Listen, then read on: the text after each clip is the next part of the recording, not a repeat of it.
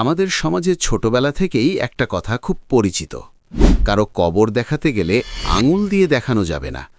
অনেকে বলেন এতে নাকি আঙুল পচে যায়, কিন্তু সত্য কথা হলো এই বিশ্বাসের কোনো ভিত্তি নেই।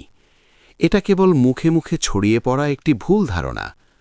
ইসলাম আমাদের অন্ধভাবে বিশ্বাস করতে শেখায় না, শেখায় জেনে বুঝে চলতে। পবিত্র কোরআন আমাদের চিন্তা করতে ও সত্য যাচাই করতে উৎসাহ দেয়।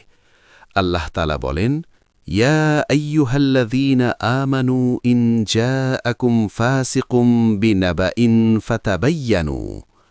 হে ঈমানদারগণ, যদি কোনো ব্যক্তি কোনো খবর নিয়ে আসে তবে তা যাচাই করে নাও।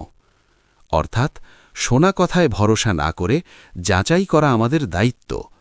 রাসূলুল্লাহ সাল্লাল্লাহু আলাইহি ওয়াসাল্লাম বলেছেন, আমি তোমাদের কবর জিয়ারত করতে নিষেধ করেছিলাম, এখন তোমরা কবর জিয়ারত করো, কারণ কবর জিয়ারত আখিরাতের কথা স্মরণ করিয়ে দেয়। কোথাও বলা হয়নি কবরের দিকে আঙুল দিয়ে দেখালে আঙুল পচে যাবে।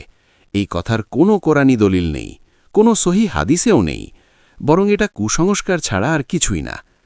আমরা অনেক সময় ভালো নিয়তে এমন কথা বলি, কিন্তু অজান্তেই ভুল বিশ্বাস ছড়িয়ে দিই।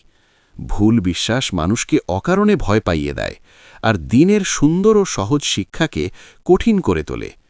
চলুন আমরা নিজেরা সচেতন হই, যা জানি না তা যাচাই করি।